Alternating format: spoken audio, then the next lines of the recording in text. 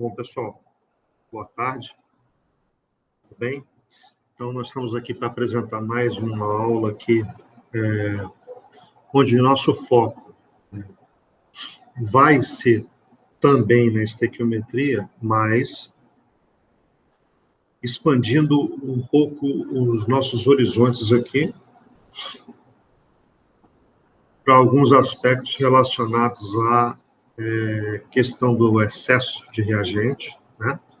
Então, eu separei duas questões aqui, onde eu vou abordar casos especiais e, passo a passo, vamos resolver as questões para vocês. Perfeito? Então, vamos lá. Vamos começar pela leitura com vocês aqui, né? Para que a gente procure entender o problema conjuntamente, tá bom? Então, vamos lá. Em relação à produção do fosfato de sódio, por meio da reação do ácido fosfórico com um excesso de hidróxido de sódio, pede-se a equação balanceada da reação. Então, vamos lá. Fosfato de sódio vai ser produzido a partir da reação do ácido fosfórico com hidróxido de sódio. Vamos colocar essa reação aqui embaixo, de forma simples e procurando maximizar o nosso espaço. Tá bom? Então, vamos lá. Trata-se de uma reação ácido-base. Ácido fosfórico. Vamos fazer um rascunho aqui para a gente lembrar. Canetinha, né?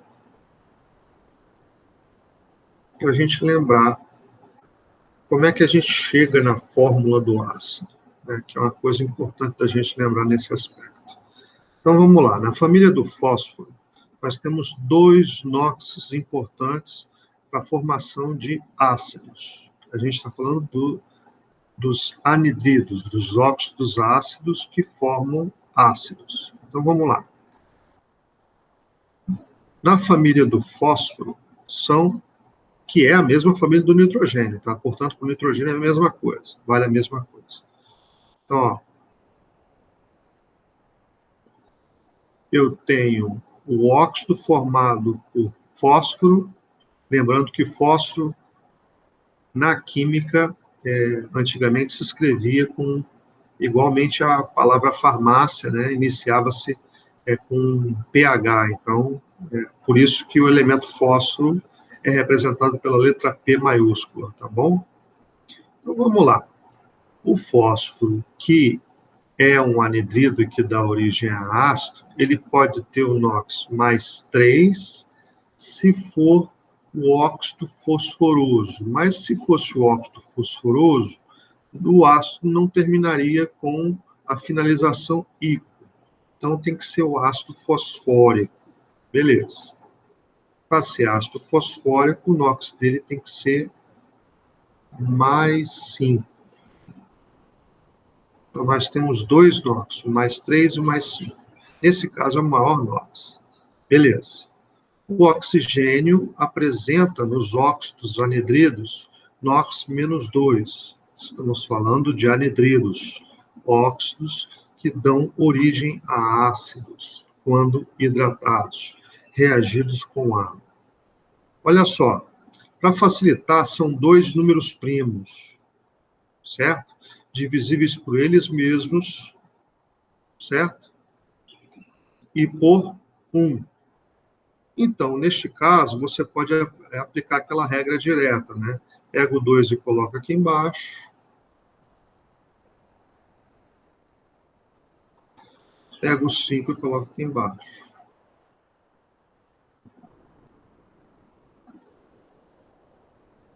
Perfeito? Vamos conferir? 5 vezes menos 2, menos 10. 2 vezes mais 5, mais 10.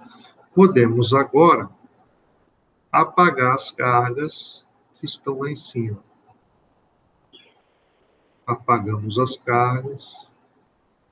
A questão é, qual o nível de hidratação, professor? Porque eu me lembro que quando é o fósforo, ele pode hidratar com 1, 2 e 3 moléculas de água.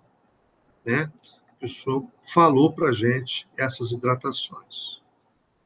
Quando hidrata com uma molécula, o prefixo é meta, aí o ácido ficaria metafosfórico.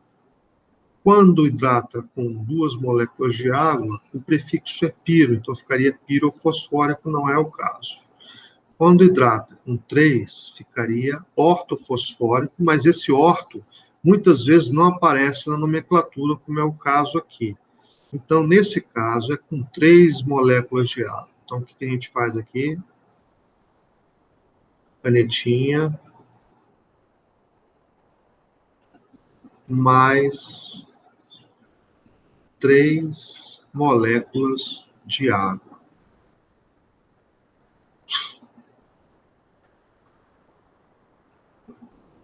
Vamos somar. A fórmula do ácido começa com hidrogênio, então vamos lá, vamos somar. 3 vezes 2, 6. Então, H6. P2, só tem 2 fósforos, 2 átomos de fósforo. O8, 3 aqui com 5 daqui.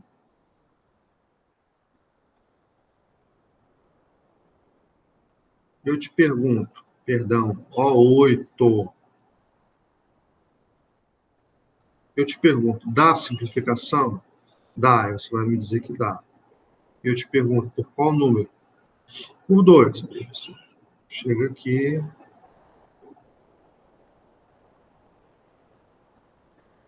2, H3, PO4. Descobri, professor, a fórmula do ácido. Beleza. Então, o ácido é qual? H3, PO4. Esse ácido fosfórico, além de ser importante na produção dos fosfatos e superfosfatos que são aplicados na agricultura, ele também é um ácido que tem uma característica peculiar de ser aplicado na Coca-Cola. A Coca-Cola é o único refrigerante que tem esse ácido na sua composição química. Tá bom? Beleza. Então, esse ácido vai ter que reagir com hidróxido de sódio. É uma base. Professor, base é mais fácil. Toda base termina em hidroxila. Perfeito. Então, o que é hidroxila? É o OH. Qual é a carga de toda hidroxila? Ah, eu lembro, professor, -1. Então, o OH sempre tem carga -1. Beleza. Sódio, pertence à família 1A. Então, quando é metal alcalino, o NOx é fixo, professor. E sempre é +1. Então, carga +1 com -1, eu vou neutralizar. Lembrando que essa carga -1 é de todo o OH. Por quê, professor? Faz um rascunho aqui embaixo. Oxigênio -2, hidrogênio -1, ou +1. Soma. Sobra quanto? Ah, -1. Daqui que sai essa carga, professor? É isso aí. Perfeito? Então, feito o rascunho, o que a gente vai fazer? Para não confundir as nossas cabeças, eu vou aqui e vou apagar o que o exercício não está mandando. O exercício não pediu esse rascunho aqui. Depois você vai rever a aula e vai ver como é que eu fiz. Mas ele não pediu esse rascunho aqui. Beleza? Então, ó, vamos lá. Vou apagar isso aqui, que isso aqui vai ocupar espaço e a gente não vai precisar mais. Certo? Nosso negócio agora é saber qual vai ser o produto dessa reação aí.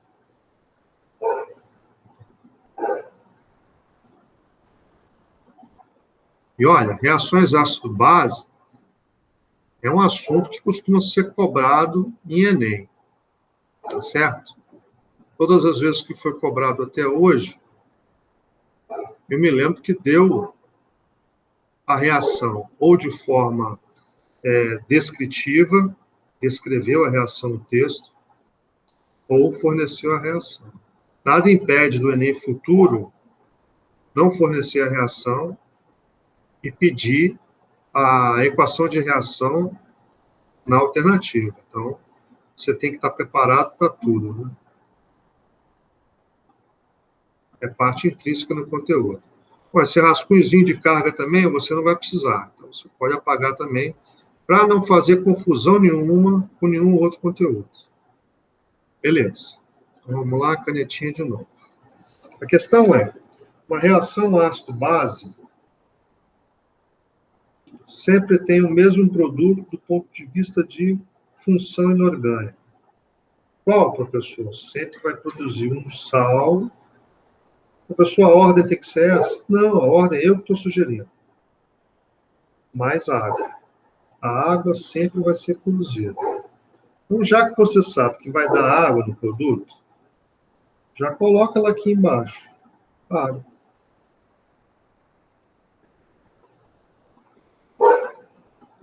Água.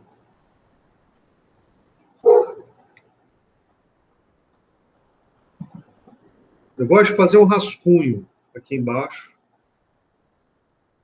na sala de aula, para trabalhar com vocês esse conteúdo. Ó. H3PO4. É por isso que eu gosto de aula de madrugada. Por quê? Porque não passa essa sonorização. E aqui no bairro, em Vila Velha, é brincadeira. De vez em quando passa uma sonorização, vocês podem ouvir um barulho aí. Vai perturbar. Mas, enfim, continuemos. 3H+. Por que, professor? Porque tem 3 hidrogênios aqui, ó. E o hidrogênio dos ácidos, ele tem carga positiva. Que hidrogênio? Aquele que está ligado ao elemento mais eletronegativo, que é o oxigênio. Certo? Então, tem 3 hidrogênios ionizados. São esses hidrogênios que estão aqui na forma de íons. Então, o que sobrou? Tirando os 3 hidrogênios, o que sobra? Sobra o fosfato, que é um íon conhecidíssimo do pessoal da agropecuária, da agronomia, da área de agricultura, de uma forma geral. Ora, qual vai ser a carga do fosfato, pessoal? Quanta carga positiva tem aqui? Tem 3 cargas positivas. Só tem um fosfato aqui. Estou falando do íon, não estou falando nem do fósforo, nem do oxigênio individualmente. Estou falando do íon fosfato, PO4. Qual a carga dele? Todo. Tem que ser menos 3. Então, eu coloco aqui 3 menos. Tanto faz, menos 3, 3 menos. Vai dar no mesmo, certo? Beleza. São esses 2 íons que são formados. O cátion hidrogênio e o íon fosfato. Para a base, as bases sofrem dissociação iônica. São compostos iônicos. Todo composto iônico sofre dissociação iônica. Então, são mais fáceis de prever os íons formados. Por quê? Porque base sempre tem hidroxila. E a hidroxila sempre vai ser esse íon aqui, ó, OH-. O sódio pertence à família 1A, então como é que pode ser esse cátion de sódio? Na+1. O papel agora é ligar positivo de um com negativo do outro. Vamos mudar a cor da caneta para isso ficar consolidado. Então vamos lá, vamos usar a caneta verde na primeira situação. Formar o sal aqui, ó. Esse cátion positivo vai se ligar a esse ânion. Ok? Para formar o sal. Note que a água vai sair daqui. Está anotando aqui? Eu nem vou fazer o cruzamento aqui para você já vislumbrar que a água sai daqui.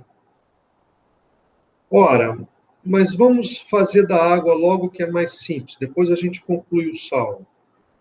Quantos H+ tem aqui? 3 positivos. Eu só tenho um negativo, então eu preciso de 3 aqui também. 3 aqui. Aí eu vou ter formadas 3 moléculas de água. Só que se eu tenho 3 daqui, esse 3 aqui não é mágica. Tem que ter 3 desse cara aqui também. E se tem 3 aqui? 3 aqui é porque precisa de 3 aqui. Logo, aqui em cima, eu vou precisar de 3. E aí, o que a gente descobre? A gente descobre que a fórmula do composto salino, eu vou colocar de caneta de outra cor, novamente eu vou mudar a cor para enfatizar e mostrar para você a importância da previsão dos produtos de uma reação ácido-base. Começa pelo metal, Na. O número que estava aqui na frente, ele vai fazer parte da fórmula. Então, você não coloca aqui na frente, não. Senão vai multiplicar o fosfato também. Você não tem 3 fosfatos. Você tem um fosfato de carga menos 3. É diferente. Então, esse número aqui vai virar atomicidade. Na3. E aí você vem aqui e coloca o fosfato. PO4. Note, 3 vezes mais 1, mais 3. Com menos 3, as cargas se cancelam. Não vai ter carga nenhuma aqui. Originamos a fórmula do sal. Na3PO4. Certo? Qual que era o nome do ácido? Ácido fosfórico. Ico. Ico vai para ato quando forma o sal. Bico de pato, não é isso? Brincadeira? Então, vai ser fosfato de sódio. Certo? Acabou a brincadeira? É uma brincadeira, né? Mas, se a gente for levar a sério, vamos deixar isso aqui para você. Essa aqui, pessoal, esse daqui foi qual item? Vamos colocar em azul aqui. A gente acabou de resolver o item A. Vamos conferir a estequiometria? 3 sódios, 3 sódios. Começamos pelo metal. Fósforo. Um fósforo aqui, um fósforo aqui. Tentativa. Tem mais algum metal que não seja fósforo? Não pode ser oxigênio, o oxigênio fica por último. Quantos hidrogênios? 3 aqui com 3 aqui, 6. 3 vezes 2, 6. Agora sim o oxigênio. 4. Com 3, 7. 4 mais 3, 7. Então, a estequiometria da reação fica como? Vamos colocar os outros coeficientes de balanceamento, professor, em cor preta. Pode ser? Você decide. Vamos lá. Aqui tem um zinho fantasma, que você não pode esquecer. Aqui é 3. Aqui é outro zinho fantasma, que você não pode esquecer. E aqui é outro 3. Quais são os coeficientes mínimos inteiros que balanceiam essa equação de reação ácido-base? 1, 3, 1, 3. Qual é a proporção de reação do ácido fosfórico para o hidróxido de sódio? 1:3. Perfeito? Você pode escrever assim, 1, 2 pontos, 3. 1:3. É assim que a gente escreve uma proporção. A gente pode escrever uma proporção dessa forma. Certo? Proporção tem a ver com o quê? Tem a ver com estequiometria de reação, tem a ver com coeficiente de balanceamento. Certo? E tem a ver, diretamente relacionado aos cálculos estequiométricos que virão, que é o item B que a gente vai fazer. Perfeito? Então, vamos lá. Para fazer o item B, a gente vai puxar a próxima folha. E vamos escrever aqui, em azul, conforme a gente estava fazendo, item B. Voltemos lá para fazer a leitura. A quantidade em gramas de fosfato de sódio produzido ao se utilizarem X moléculas de ácido fosfórico. O que X significa? 2,5 vezes 10 a 23 moléculas. Perfeito. Vamos prestar bem atenção. Eu vou transcrever essa equação de reação para outra página. É a primeira coisa que nós vamos fazer. Então, vamos lá. 1H3PO4 que reage com 3 moléculas de hidróxido de sódio. A setinha que indica a reação. Produzem uma molécula do sal de sódio, fosfato de sódio, Na3PO4, mais 3 moléculas de água, subproduto dessa reação. Perfeito. Vamos voltar lá e repetir a pergunta. A quantidade em gramas de fosfato de sódio produzirem ao se utilizarem X moléculas de quê? De ácido fosfórico. Beleza. Quais são as moléculas que estão sendo relacionadas? Vamos colocar em outra canetinha. O texto está relacionando ácido fosfórico com fosfato.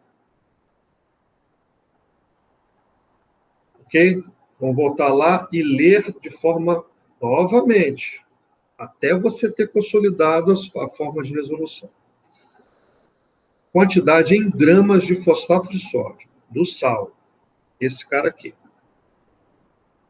ao se utilizar X moléculas de ácido fosfórico, onde X é essa quantidade aqui. Perfeito. Então, agora vamos começar a resolução da questão. Item B. Primeira coisa que a gente faz, pessoal, vou dar isso aqui, vamos fazer em preto. Relação estequiométrica de mol para mol. É a primeira coisa que a gente faz. Então, vamos lá. 1 mol do ácido fosfórico, do H3PO4,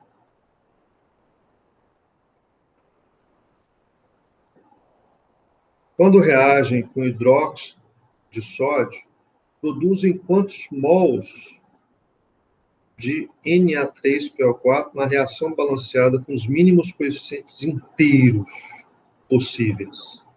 Produz 1 mol, professor, também. Então, você escreve aqui, 1 mol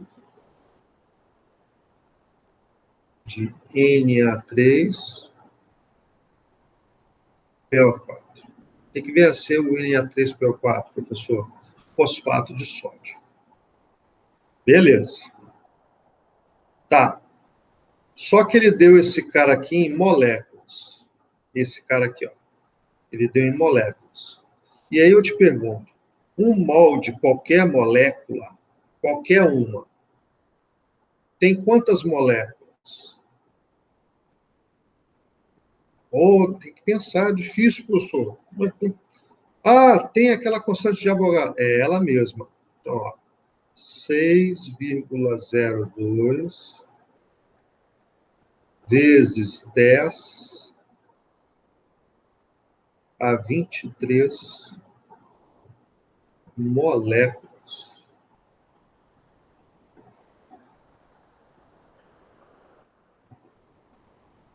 E ele quer saber o resultado disso aqui em gramas. Então, eu vou ter que transformar isso aqui em gramas. Para transformar isso aqui em gramas, eu vou ter que calcular a massa desse cara aqui. Como é que eu calculo a massa molar de um sal? Ou qualquer substância química. Quantos sódios tem? Aí você vai olhar na tabela lá, a massa do sódio, 23. 3 vezes 23 vai dar 69. Você vem aqui, 69. É a massa do sódio que está aí, presente. Quantos átomos de fósforo tem? 1. Cada fósforo tem massa 31. Quantos oxigênios tem? 4. Cada oxigênio tem 16 gramas. 4 vezes 16, 64.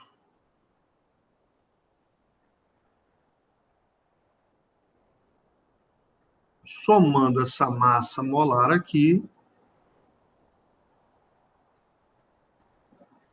eu vou ter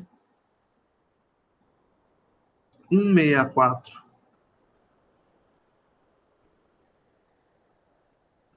gramas por cada mol. É sempre assim, professor? Sempre. Isso quer dizer o quê? Que cada 1 mol desse sal aqui equivale a quantos gramas? 164 gramas. Então, eu vou substituir esse 1 mol aqui e vou colocar no lugar dele 164 gramas. De quê? Do sal. Na3PO4. Aqui, moléculas de quê? Do ácido, de H3PO4.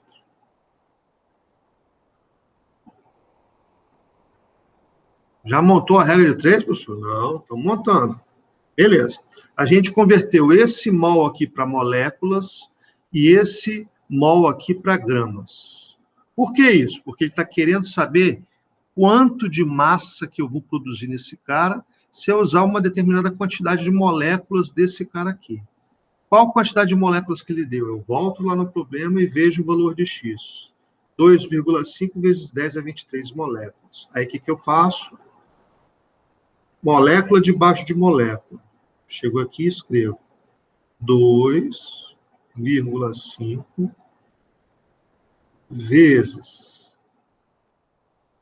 10 a 23 moléculas.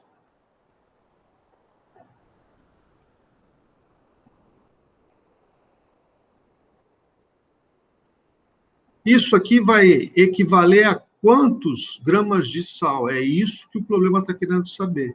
Então, você vai colocar aqui, ó, M, qual item? Coloca massa do item B. Professor, então aquela linha lá inicial é o quê? Isso aqui é o que a gente chama de referencial. A que serve um referencial? Você está procurando, onde que é o açougue do Oliveira? Você vai ali, dobra a esquina à esquerda. Qual a sua referência? A esquina. O açougue vai estar logo depois da esquina à esquerda. Então, isso aqui, sempre você tem que fazer. É a referência. E essa referência está fundamentada em quê, pessoal? Está fundamentado na proporção.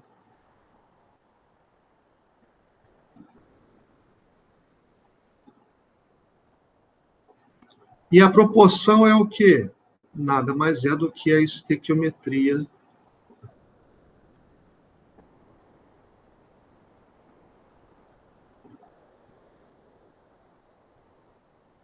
da reação.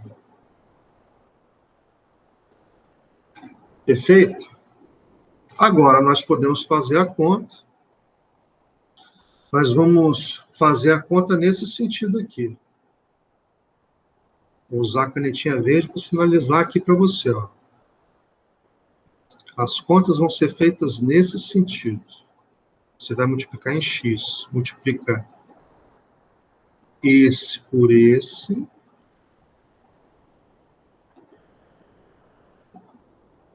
E esse por esse. Só que nesse sentido e nesse sentido, nós podemos fazer simplificações. Então, eu vou usar a canetinha azul para fazer simplificações. Posso simplificar unidade? Posso. Aqui, ó. Molécula. Risco isso aqui também. Molécula. Aqui embaixo deveria ter diácido fosfórico, mesma coisa, tá bom? 10 a 23 aqui, 10 a 23 aqui, professor. Posso simplificar? Pode, deve. Fica muito mais simples sua conta. Simplificou. Simplificou. Sobrou o quê? Sobrou isso vezes isso vezes isso. Aí nós vamos fazer as contas agora. Então, 6,2, 6,02 vai multiplicar pela massa do item B que você quer saber, que é a massa do sal que vai produzir, quando você usa essa quantidade de moléculas aqui. E o 2,5 vai multiplicar por 164. Qual vai ser a unidade do resultado? Gramas, que é a unidade de massa, exatamente o que você está procurando. Então, fica 2,5, que multiplica 164 gramas. Vamos fazer as operações? Fazendo as operações matemáticas, a conta, o resultado final, tem nessa matemática aí, hein? 11,31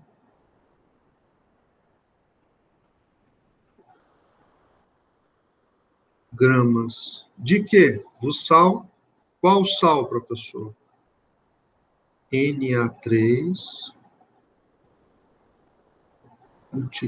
Use e abuse de fórmulas da química, tá? Na3PO4. Sua resposta está aqui. Pronto, finalizamos o primeiro exercício. Perfeito? Viu? Como é relativamente simples, é uma questão de praticar bastante.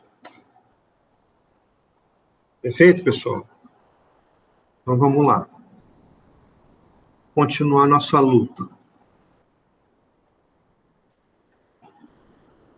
Tem outro problema aqui, que tem uma equação. Note uma coisa interessante. Eu coloquei essa expressão aqui, ó. Isso daqui, no problema em si, não vai servir para nada. Para nada. Eu só coloquei aqui para já dar uma preliminar para vocês do que vai vir depois desse exercício, que é a apresentação da termoquímica. Isso aqui está indicando, tá? Que a reação está liberando calor.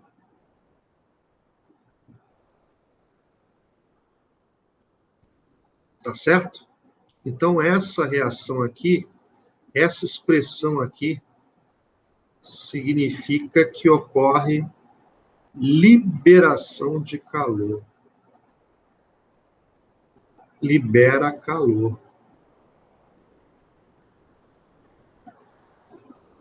O que é calor?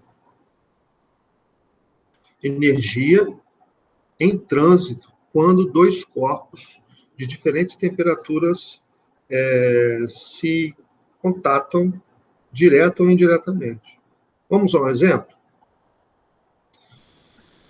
Você está junto com seu pai ou com sua mãe acendendo a churrasqueira para fazer um churrasquinho na sua casa, certo? Começa a acender o carvão. Qual a sensação térmica que você tem do lado da churrasqueira? Opa, está sentindo calor. Está sendo direto? Não, você não está encostando no carvão, mas está sentindo que o ar ao redor está ficando bastante quente. Certo? Se você encostar a mão na churrasqueira, você vai queimar a mão e vai diretamente sentir que a transferência de calor para sua mão. Não vai ser um negócio gostoso, não, mas você vai sentir a transferência de calor. Não faça isso, óbvio, né? Não faz esse teste, né? Você não vai fazer isso, pelo amor de Deus. Então, o processo de queima do carvão é um processo exotérmico. Vamos a um processo endotérmico, que você sente sensação de frio quando a substância entra em contato com a sua pele. O álcool cai na sua pele. Nós estamos numa época em que o álcool é muito utilizado para a higiene da pele, certo? Aí você sente uma sensação de frio. Sabe o que isso quer dizer? Que o álcool está passando para o estado vapor e que está extraindo o calor do seu corpo. Significa que o seu corpo está passando o calor para o álcool passar do estado líquido para o estado vapor. Esse é um processo endotérmico quando a gente pega como referência a conversão do álcool líquido em álcool vapor. Certo? 2 exemplos aí bem próximos da nossa realidade, para que você se lembre. Beleza? É óbvio que a gente tem diversos processos endo- e exotérmicos que acontecem ao nosso redor.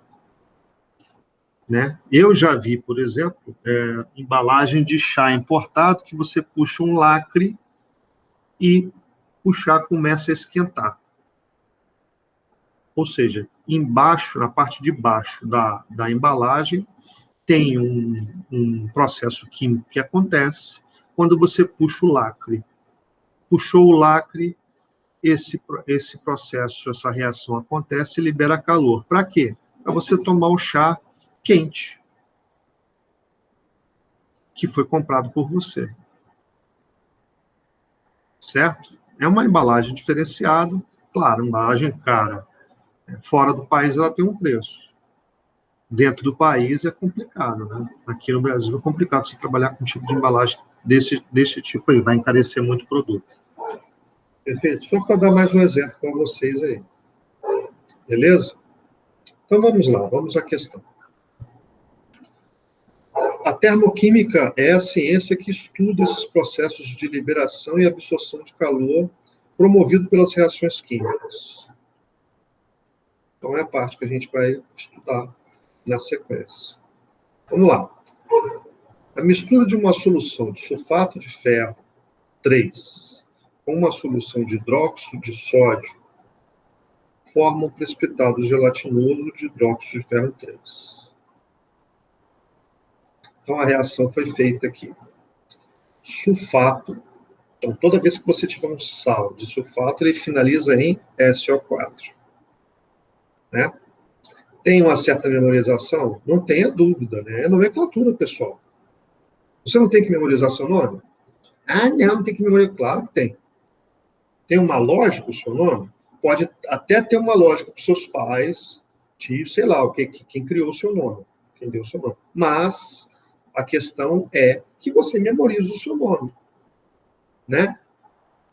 As outras pessoas que te conhecem, elas têm que memorizar seu nome. Você não vai chegar para a pessoa e falar, essa aqui é a fulana de tal que eu não conheço, mas estou te apresentando agora. Não existe isso, ok?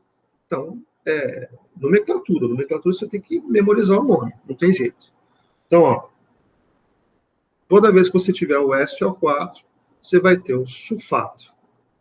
Agora, o ferro pode ser mais 3 ou mais 2.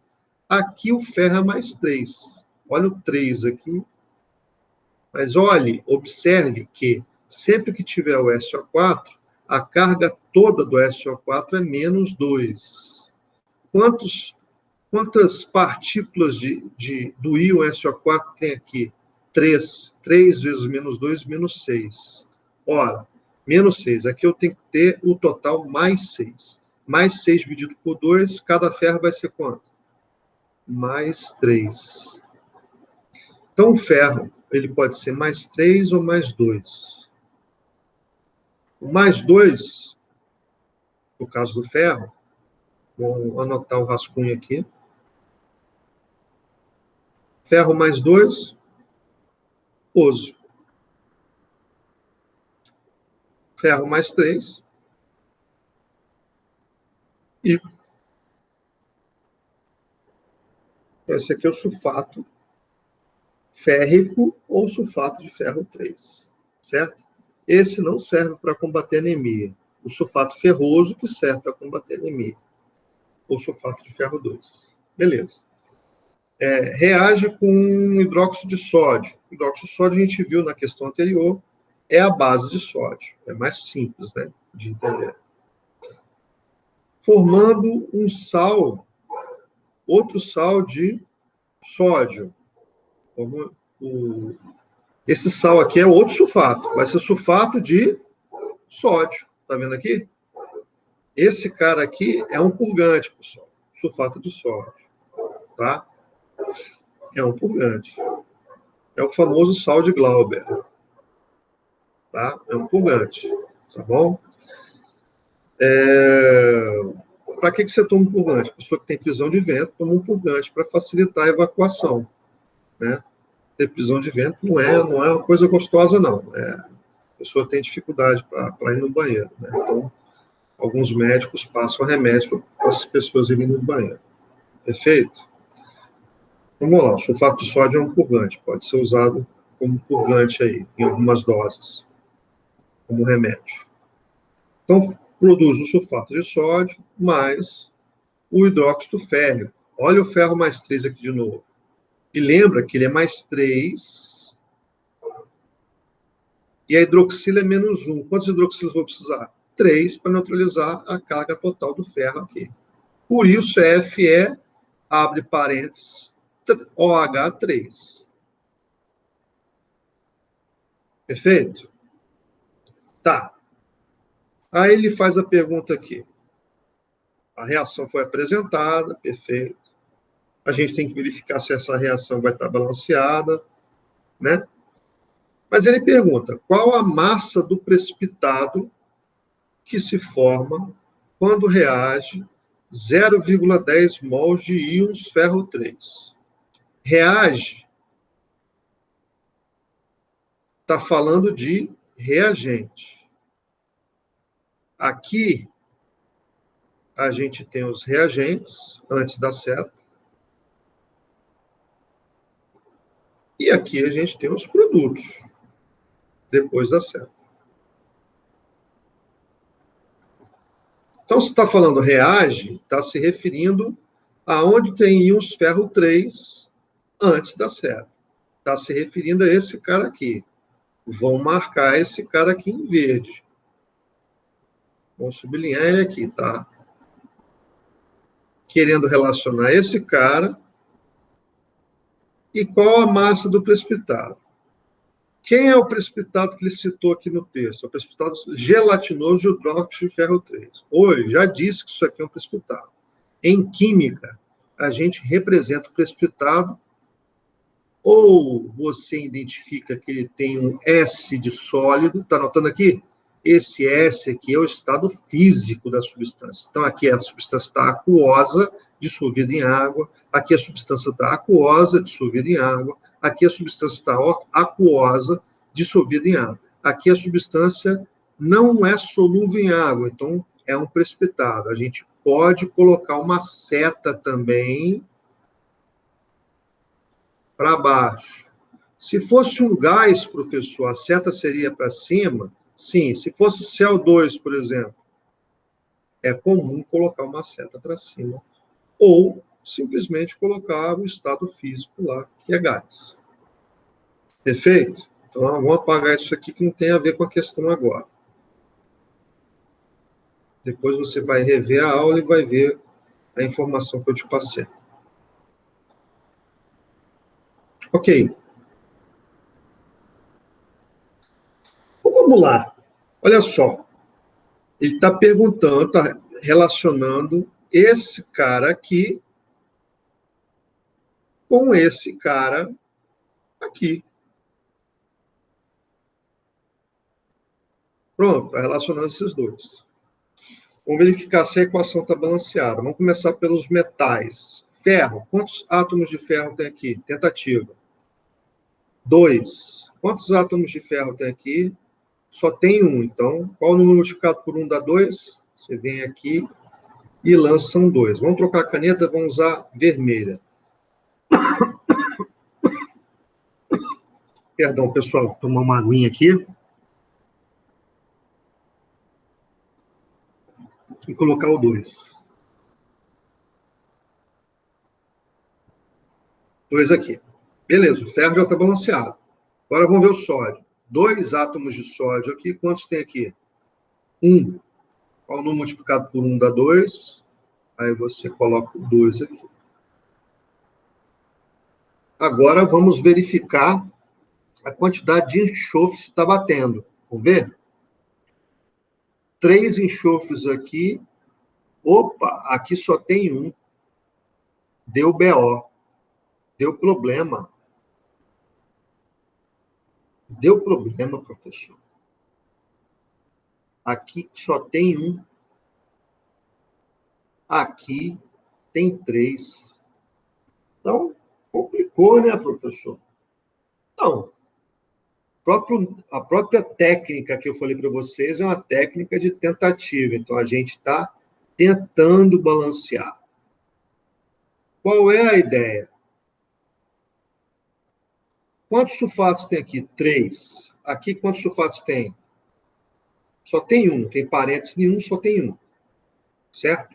Estou me referindo a sulfato, estou me referindo a SO4. Se você quiser, eu posso me referir só ao enxofre, que são 3 também. Aqui também, o enxofre tem 1. Tá certo? Fica mais fácil de se visualizar. Olha, o número 3 pode ser tentado. Vamos tentar?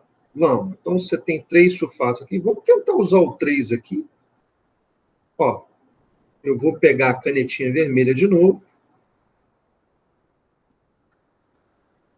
E vou colocar o 3 aqui. Mudou alguma coisa? Mudou. Olha lá. Quantos sódios tem? 6. Quantos tem aqui? 1. Então, aqui você vem e lança o 6. Ótimo. Agora você vem e verifica que o sódio já está balanceado. Verifica o ferro agora. Quantos ferros tem aqui? 2. Aqui tem 1. Então, aqui não mudou muita coisa. Vamos colocar o 2 aqui. Vamos ver se dá certo.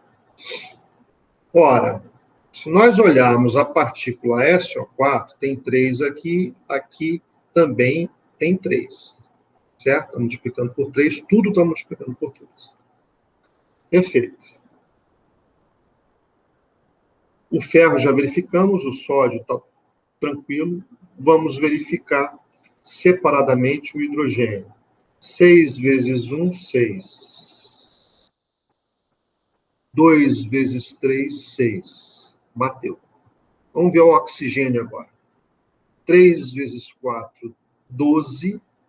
Mais 6, 18. Confere?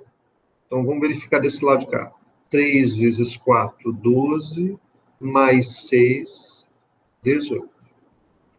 Conferiu.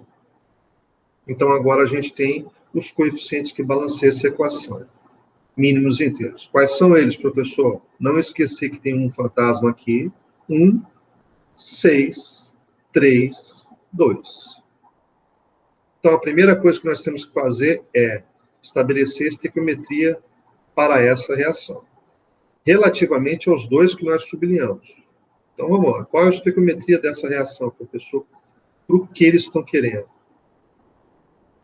Cada 1 mol.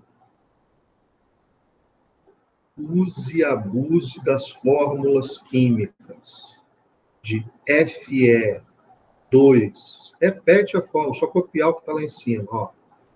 Abre parênteses, SO4, 3. Quando reage com NaOH, vão produzir quantos mols da outra substância sublinhada? 2 mols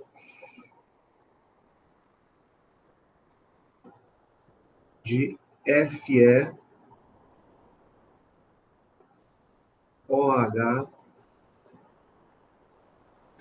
Agora eu vou verificar se eu vou precisar transformar o mol e em que eu vou precisar transformar. Tá certo? Então, antes vamos fazer um rascunho para raciocinar. Primeiro, qual é a massa do precipitado? O precipitado é esse cara aqui. Então, eu vou precisar transformar esse cara aqui em massa,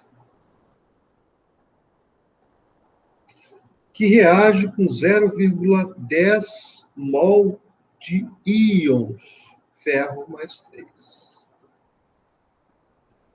Ferro 3, tanto faz. E aí nós vamos ter que fazer um raciocínio. Então, isso aqui vai ter que virar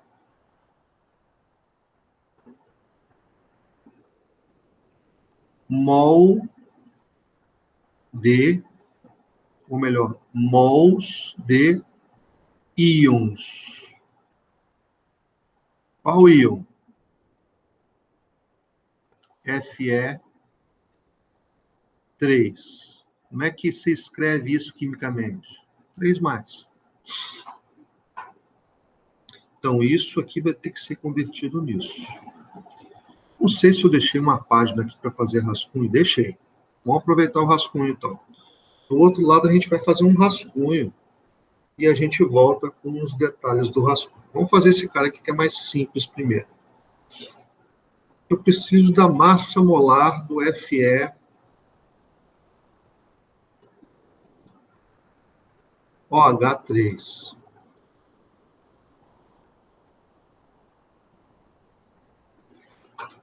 Ou seja, quantos átomos de ferro tem na fórmula? 1. Então, vai ser 1 vezes a massa atômica do ferro,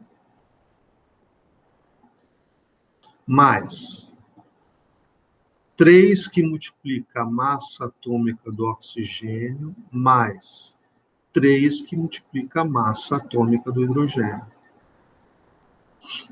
Isso aqui vai dar massa atômica do ferro, 56 aproximadamente. Certo?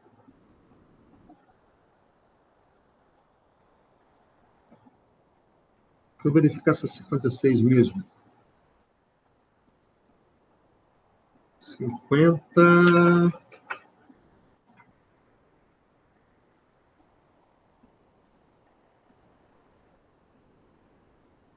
56. Mais 3, que multiplica 16.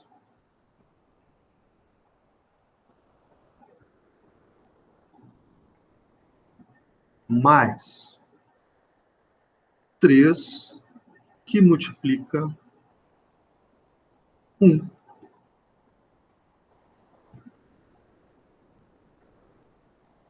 Isso aqui vai ser igual a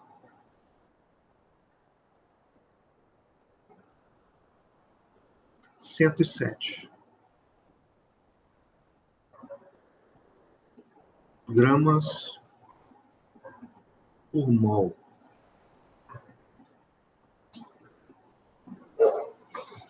Agora, atente-se a uma coisa.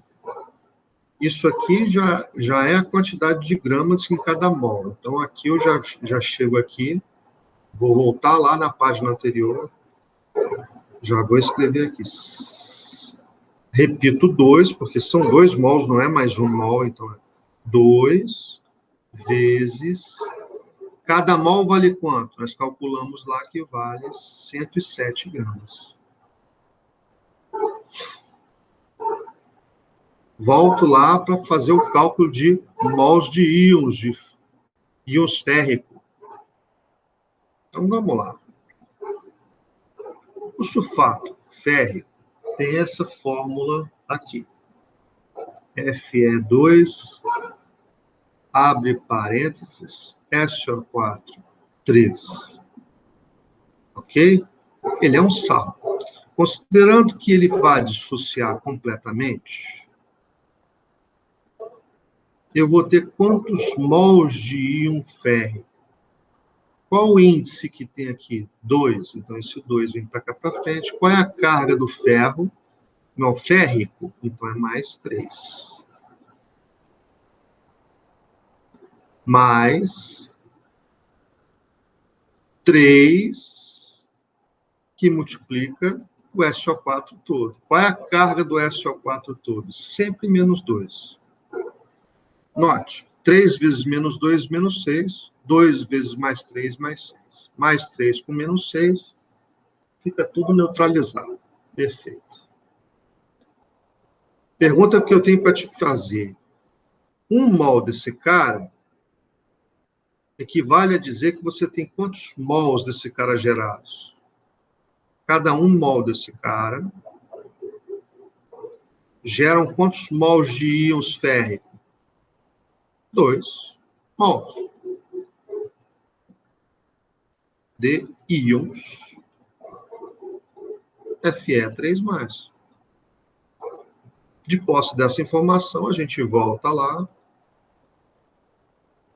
e escrevemos aqui. 2 mols de íons férricos. Certo? Isso aqui é o que para gente? Isso aqui é o referencial. Mas quantos mols de íons férricos ele quer saber?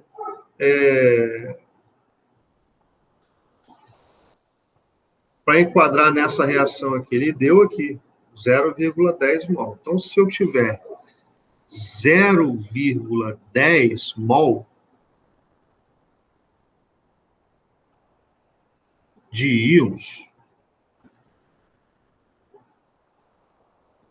Fe3+, qual será a massa produzida de ferro 3? Não, de hidróxido férrico. Certo? Então, você pode escrever a fórmula aqui, para não ter erro.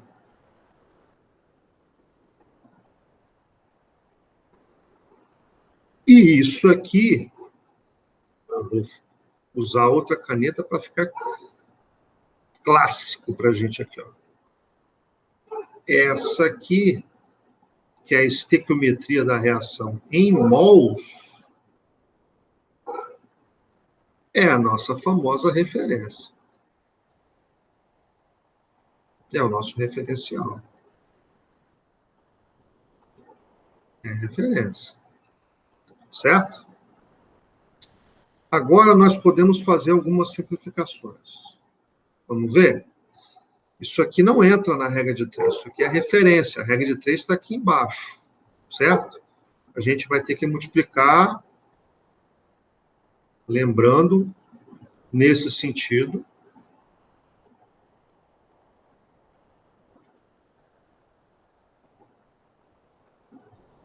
E nesse sentido, no sentido horizontal, no sentido vertical, a gente pode fazer as simplificações.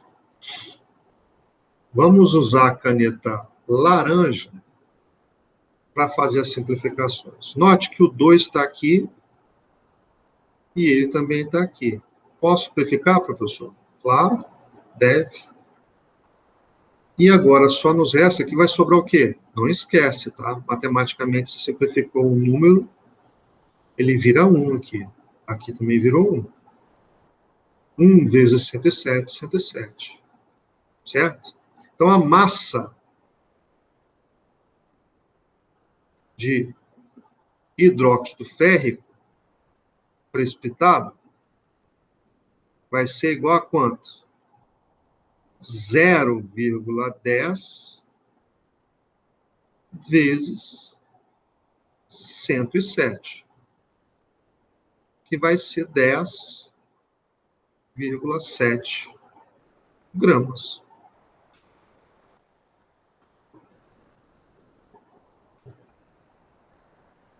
Essa é a massa que se forma.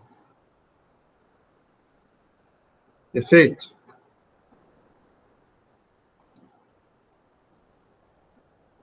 Beleza?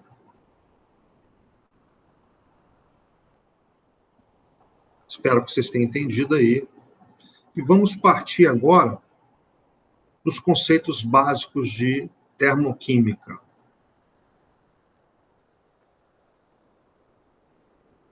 Muito bem. Termoquímica é a parte da química que estuda o calor liberado ou absorvido em reações químicas. Isso já foi falado, né? A energia é algo que o ser humano persegue desde quando ele começou a desenvolver o fogo. Então, hoje, o mundo precisa saber, todos os países precisam saber qual o potencial energético que eles têm para saber o quanto eles podem desenvolver. Se um país não tem potencial de produção energética, esse país está fadado a não desenvolver sua indústria de uma forma geral. Não desenvolvendo a indústria, a gente não consegue crescer. E não crescer significa ter um PIB baixo. Ter um PIB baixo significa produzir poucos recursos, significa ser um país pobre. Entendido, pessoal?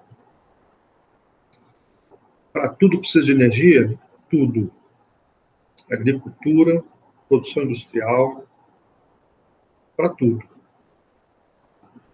Para fazer turismo precisa de energia. Não se esqueça que a gente tem que levar o turista até o ponto de observação. Precisa de ônibus, precisa de transporte, logística, certo? Para produzir remédio precisa de logística. Enfim, para tudo precisa de energia. Beleza? Essa busca insana, muitas vezes por energia, nessa busca insana, o homem gera impactos ambientais, às vezes, irreparáveis. Vide os exemplos das hidrelétricas e das usinas nucleares, que já foram noticiário no mundo inteiro aí de acidentes, certo? A matriz energética de um país, isso falando bem a grosso modo, ela deve ser o máximo variada possível. Quando eu falo de matriz energética, as formas de produção de energia de um país. Então, o país ele deve ter, no mínimo, de 3 a 4 formas majoritárias de produção energética. Por quê? Porque falhou uma, ele tem alternativas viáveis de produção energética, para não parar.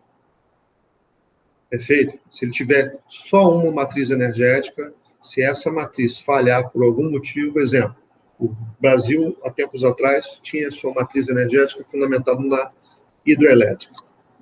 Se passasse por um processo de estiagem, seca dos rios, alguma coisa assim, a energia elétrica, a distribuição de energia elétrica estaria comprometida. E isso aconteceu. Felizmente, agora a gente começa, só agora, no século XXI, a gente começa e olhe lá, né, a variar a nossa matriz energética. Ainda estamos cambaleando, temos que melhorar e muito. Tá? A matriz de produção energética para efeito de transporte também tem que ser variável. E, nesse caso, eu me refiro às modalidades de transporte. Quanto mais econômicas e maior quantidade de carga, melhor deve ser o transporte adotado por um país. As alternativas viáveis mais baratas são ferroviária e o transporte via navios, a navegação. Perfeito? Continuando nossa história aqui, termoquímica é o estudo do calor das reações químicas, liberado ou absorvido. Bom, sendo assim, nós temos dois processos possíveis na química. A transformação. Por que transformação? Porque toda reação química é uma transformação. Então, a reação química pode ser exotérmica, nesse caso, a transformação é chamada de exotérmica, e a representação é como? Vejamos como modelo uma reação do tipo A mais B produzindo C mais D. Mais calor, ou A mais B, gerando C mais D, onde ΔH significa variação de calor menor do que zero. Nesse caso, o exemplo típico aqui é a produção de amônia, com foco básico na produção de adubo. Isso é feito para produzir adubos nitrogenados. Esse é o processo que Haber e Bosch desenvolveram. Haber era um químico alemão e Bosch o engenheiro químico que fez o processo industrial. Tá? Isso também financiou a guerra.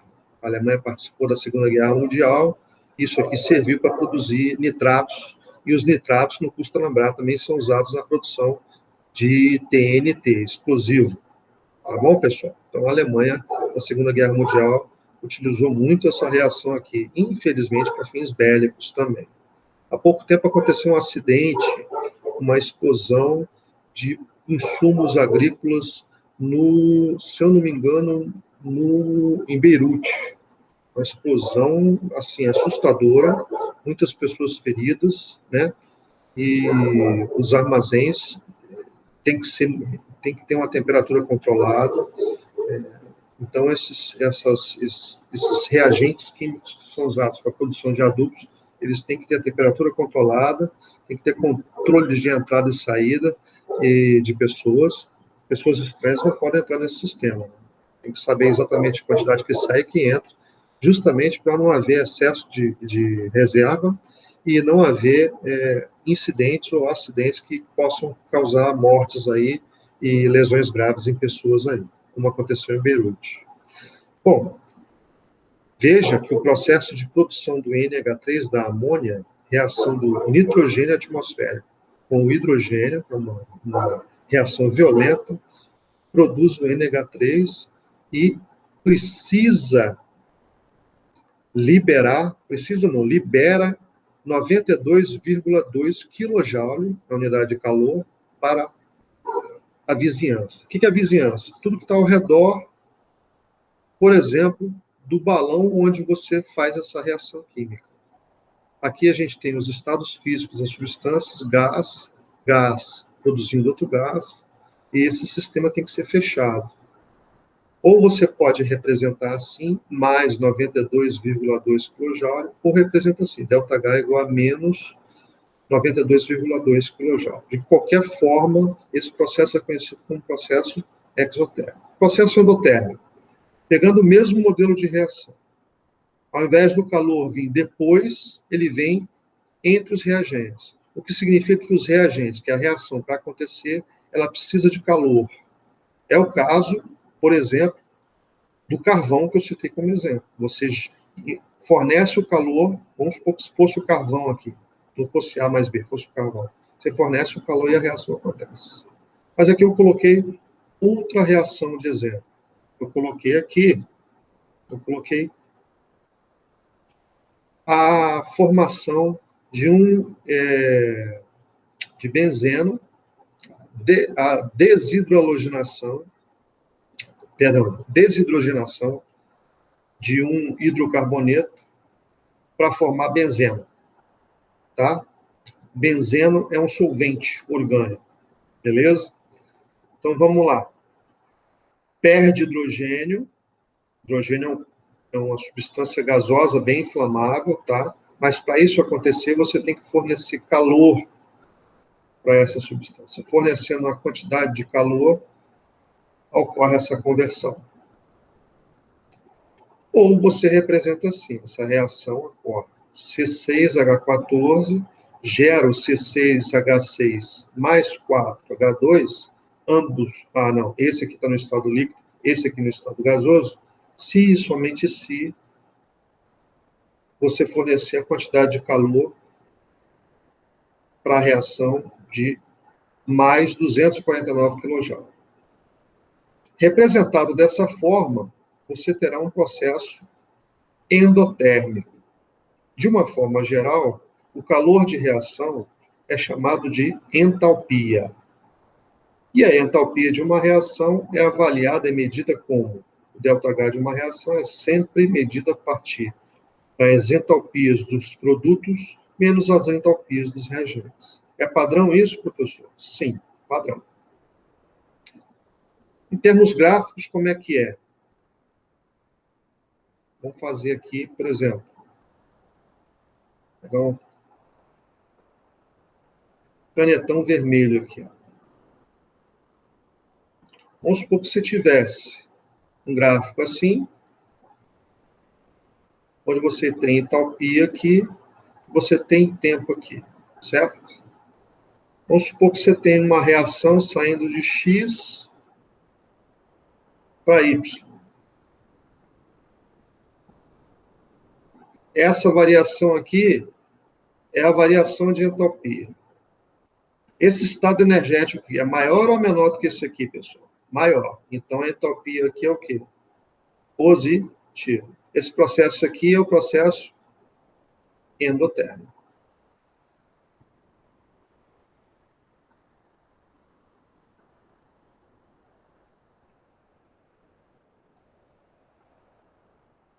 Outro exemplo. Você tem um gráfico aqui. Você tem entalpia, tempo de reação. Você tem uma reação aqui, X mais Y, para produzir W. Essa variação de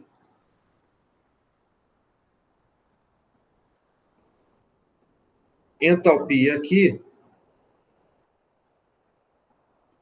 notem que essa energia aqui, esse nível de energia é maior do que isso. O patamar aqui é maior do que esse aqui.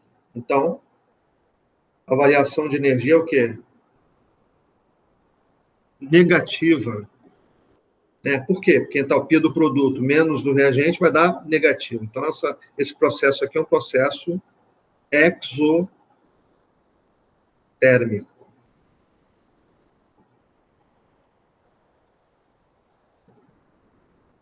Entendido? Depois você vai ver isso aqui, eu vou deixar isso aqui escrito. Perfeito? Analisando esses processos aqui, vou pegar a canetinha para analisar. Olha aqui. Eu tenho essa reação aqui. O gás hidrogênio reagindo com gás oxigênio para formar água. Só que eu não especifiquei o estado físico que eu quero produzir a água. Isso aqui interfere na minha entalpia de reação? Claro, vai interferir sim. Então, eu tenho aqui entalpia de formação de vapor, entalpia de formação da água no estado líquido, entalpia de formação da água no estado sólido. Vamos supor que eu queira produzir a água no estado vapor. Então, vamos lá. Vou pegar uma caneta. Dessa vez eu vou pegar a verdinha. Entalpia da água no estado vapor. Vai ser o quê? Vai ser a entalpia do produto menos a entalpia do reagente. Qual dos produtos que eu ia usar aqui? Ah, professor, do vapor. Quanto que é a entalpia do vapor? Aqui. Então, eu pego menos 242,9. Está em quê? Quilojoule. Menos a entalpia do reagente. Quanto que é do reagente? 0.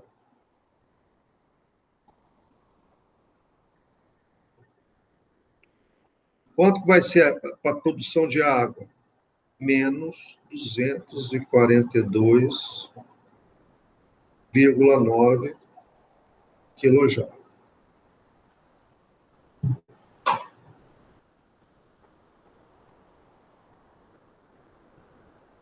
Tomou nota? Isso vai ficar gravado, você vai olhar. Eu não quero vapor. Eu quero líquido. Perfeito. Então, chega aqui, borrachinha, apaga isso aqui. A fórmula é a mesma.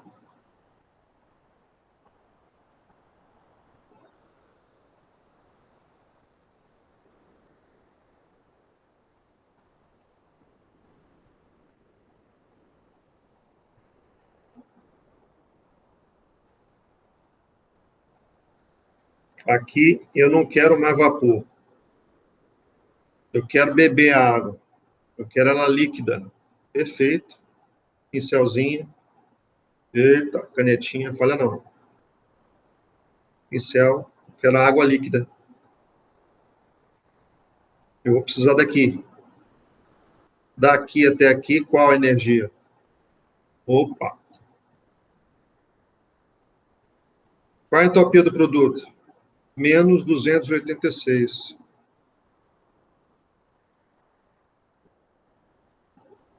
Vírgula 6 quilojoule. Não vou colocar a unidade agora, não. Vou apagar aqui a unidade. Coloca a unidade no final.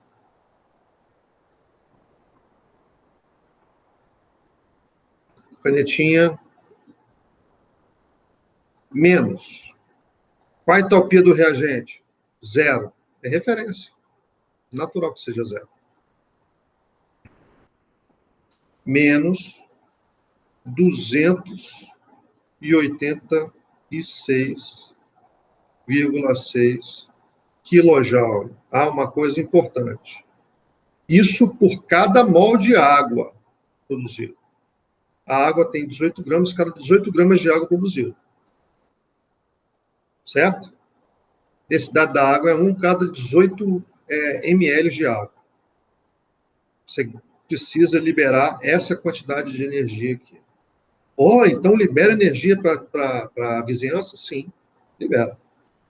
No processo exotérmico. Então, seria isso que seria liberado, por exemplo, se o combustível adotado no Brasil fosse o hidrogênio nos carros?